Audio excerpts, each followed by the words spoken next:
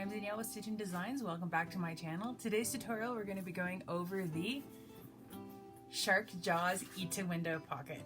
So this is going to be on a slip pocket, so there's no zipper, and I did not do a magnet just because the opening isn't wide enough really to warrant a magnet. This backpack is the Zenaida backpack by Rosa Designs. I do not go over how to actually make the backpack itself.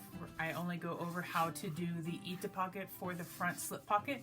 I am using webbing, the Sharky webbing from Dream Big Creations, along with their awesome shark zipper pulls. Those are pretty freaking cool. So makes for a really awesome, fun backpack. I like that it's really tall, and these are 2-inch webbing straps, and then I also used their hardware as well. So in this for the window, because the jaws are so large and it's going on this front pocket, there's not a ton of room.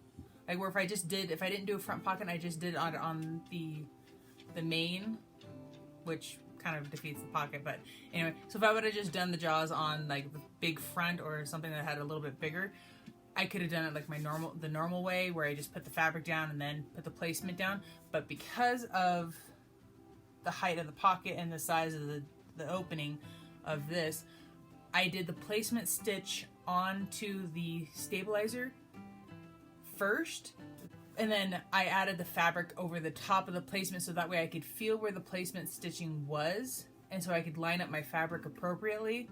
And then then tape down the fabric so it doesn't move, then add the clear vinyl, tape that down, and then do the tack down for the clear vinyl. So you'll see that part. And then before I release this design, I said I would skip the outer tack down on the jaw and then the inner. I'm going to move those in the embroidery design to the end, so that way you don't have to skip those and then have to go back. Those will actually be at the end of the design, so there's no need to skip around. So this is today's tutorial. I hope you guys enjoy it. If at any time you guys like something in the video, give me a thumbs up. If you can go ahead and subscribe, I have lots more tutorials coming your way, and I hope you enjoy this.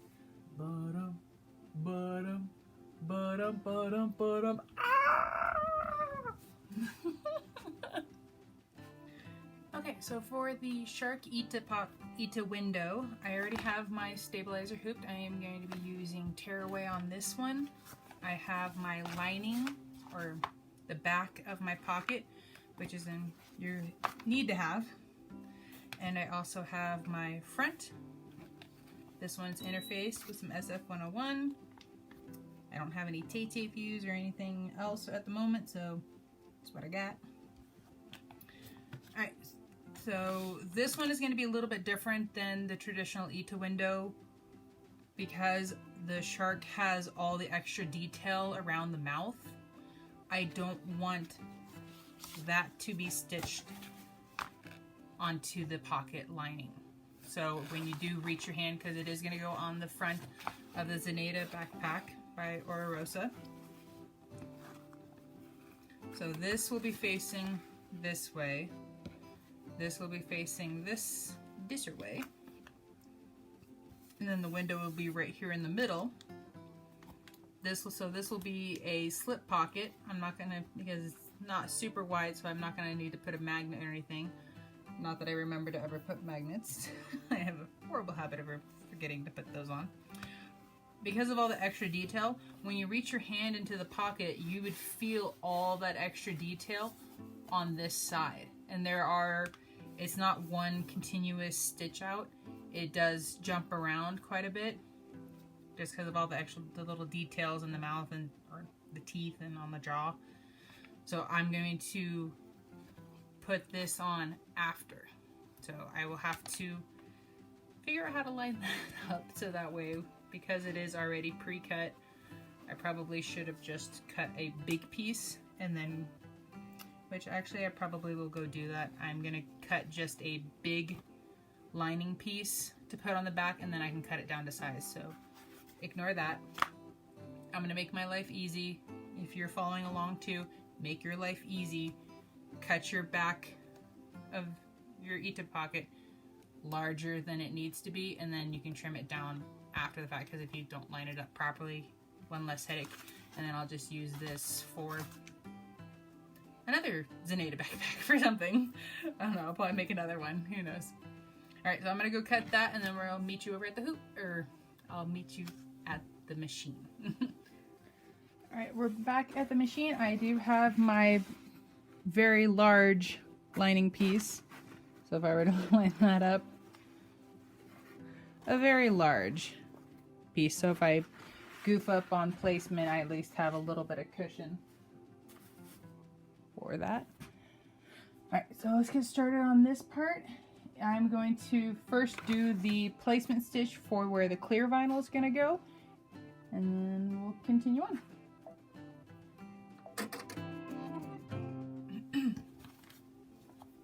So, little change. I need to, because I'm doing this a little differently than I normally would. I want to, oh sorry, I'm got the, somebody be having the hiccups.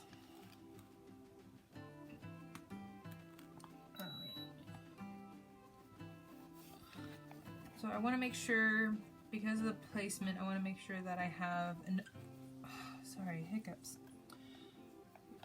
I have enough room on the top and the bottom for seam allowances. So I can't remember, I think it's like a quarter, maybe 3/8 on the bottom, and then the top. Okay, so I can feel that they're there, that my placement stitch is here, and then if I go, and it's going to go a little bit above and below, or above on either end. So that looks like a good spot.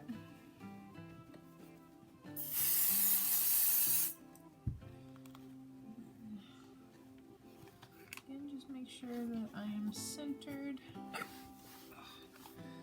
Sorry for the hiccups.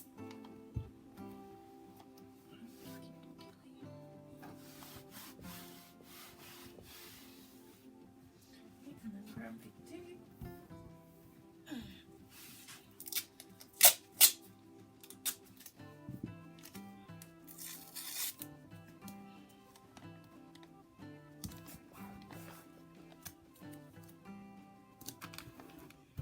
And because this is a cotton woven, I can technically pin this down along the sides if I wanted to, but I'm not going to really worry about it.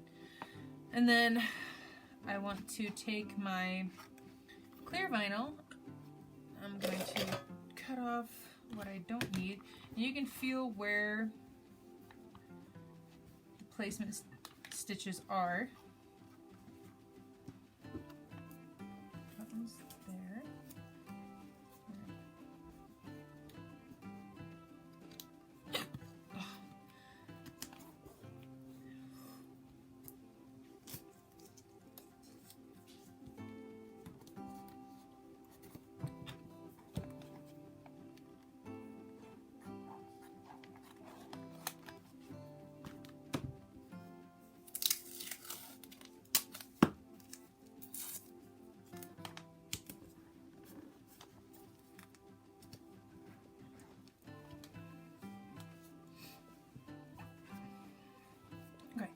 And now I'm going to put this back into the hoop, and then we're going to do the tack down for the clear vinyl.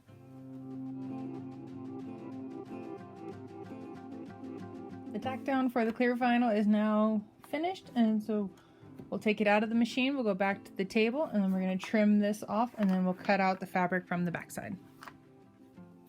Go ahead and remove your tape.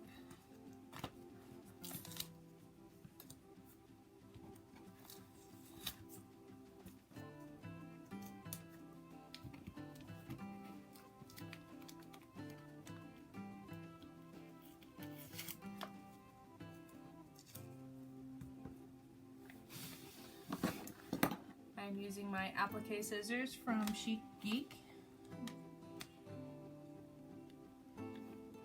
And then I am lifting with my opposite hand the clear vinyl up and out of the way.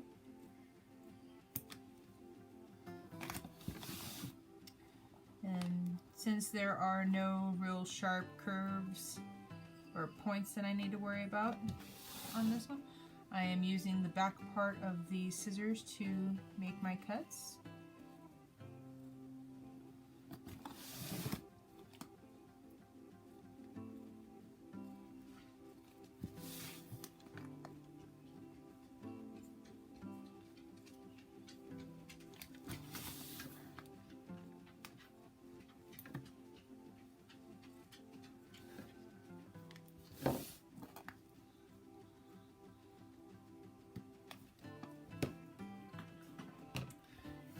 Now my clear vinyl has been cut away from that.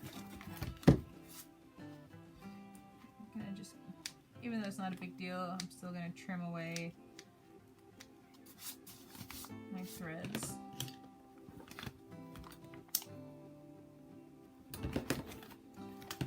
And then I have my other hand on the underside of the hoop to be able to help. I'm just gonna use my snips, make a little hole. And then since it's tearaway, I'm just going to peel it back. And then because of I used the temporary spray on the back side of the fabric, I am just fishing my scissors in between the stabilizer and the fabric just to kind of separate the tacky spray from the stabilizer from the fabric. Make it a little bit easier to remove it.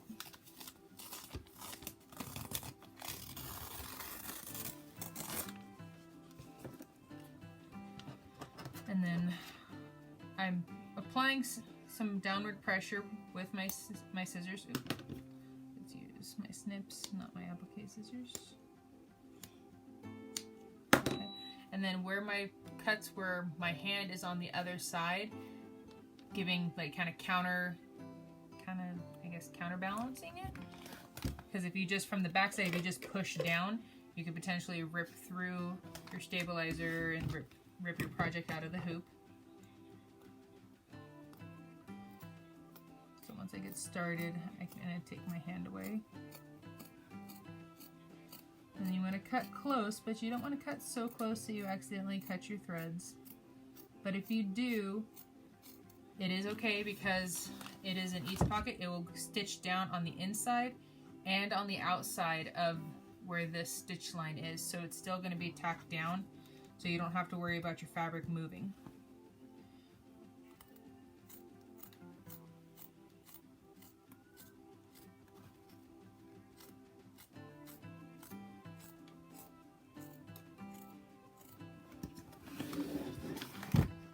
If you weren't worried about saving this fabric, you could have started your cut hole in the middle. If you want to save this piece of fabric for applique somewhere else, then start on the side like I did. Because that's a pretty nice size piece of fabric that you can use for some nice applique. And then I'm just going to clean up around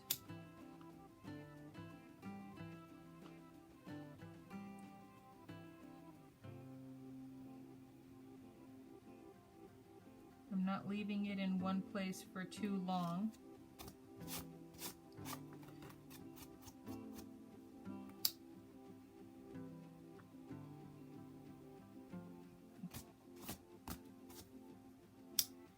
I just want to kind of clean up all of the loose threads. Oh, that looks quite lovely. Yay. Alright, so normally we would have the waterproof canvas on the back of this, and we would have cut the middle. When we cut the fabric away, we would have cut the middle of the waterproof canvas out as well.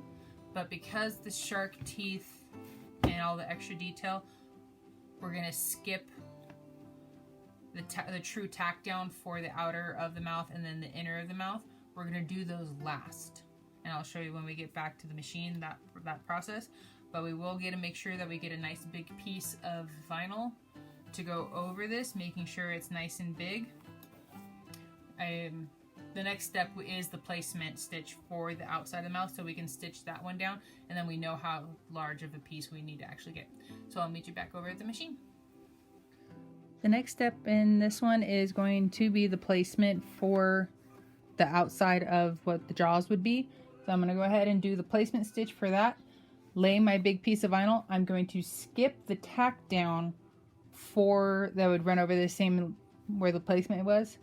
We do that one, and then the inside, I'm going to skip those, do all the really cool detail, and then I'll come back and then do the tack downs. But then when I do that, I will add the backing to this. The placement stitch is now finished. I'm going to cut my piece of vinyl to the size.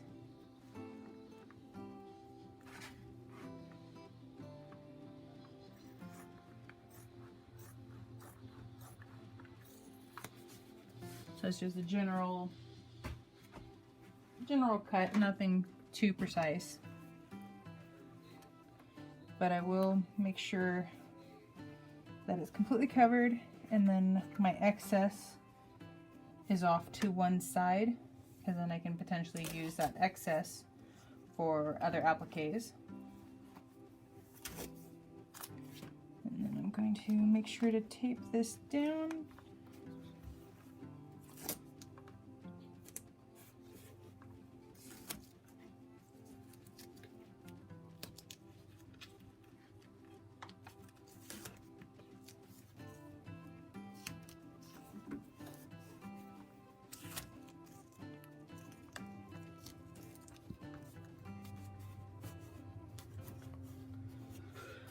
Okay, like I said, I'm going to skip the tack down, and I'm going to go right into all the detail of the teeth and the jaws.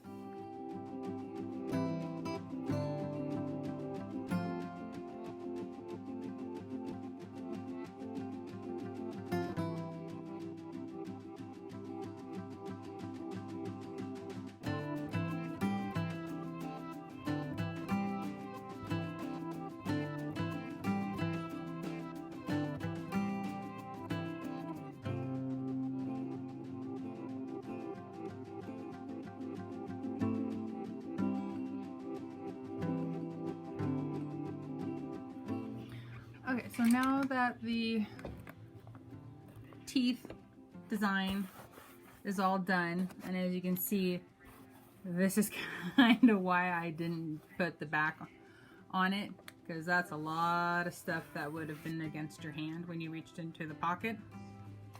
So we're going to take this back over to the table. I'm going to add the liner or the backing to the ITA window. And then we'll throw it back into the machine, and then we'll do the final tack down. That will do the inner of the mouth and then the outer of the mouth, and we'll be all finished.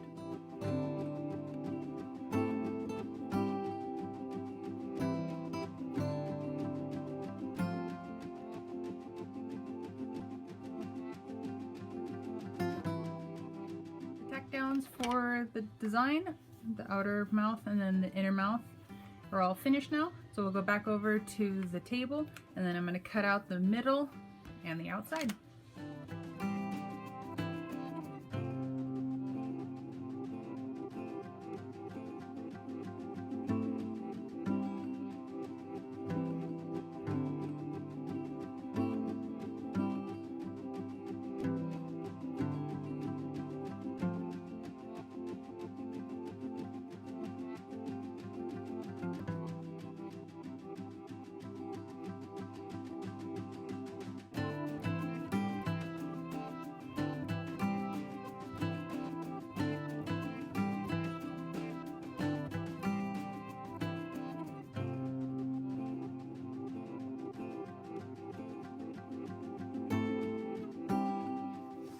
The ITA window is almost finished. I'm going to now just trim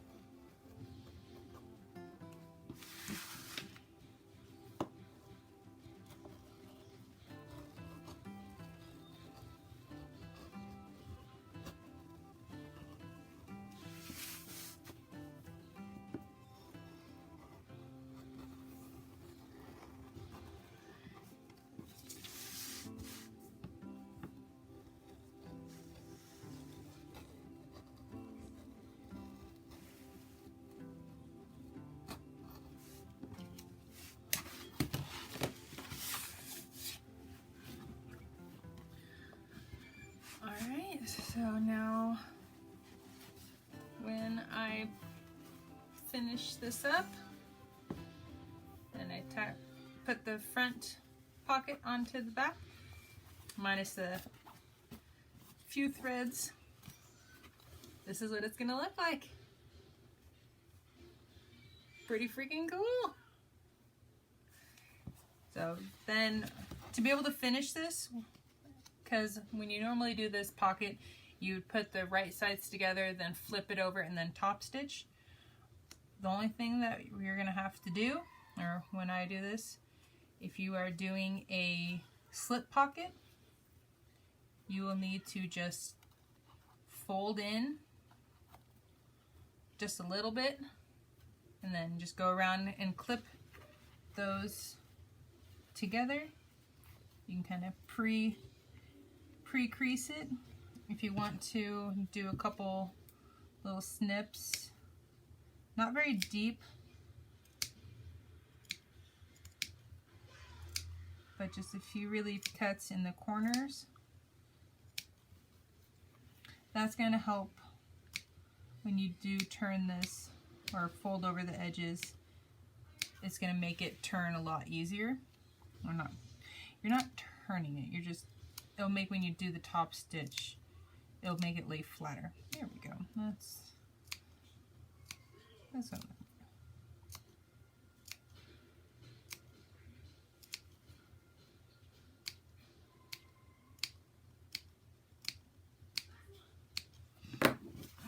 So like when I get over here to this corner, when I fold it over, it's able to fold over a lot nicer and easier. You don't have that weird like curve or bend in it. And same for the inside.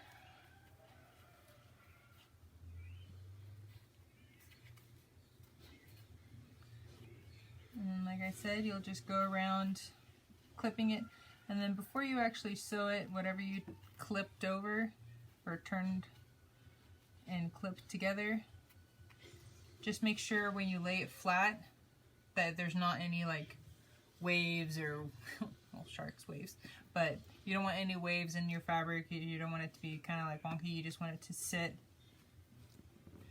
nice and pretty. And then when you get that all clipped together, you'll just do a nice top stitch at 1/8 of an inch, and then that's it. And so, shark jaw ITA pocket.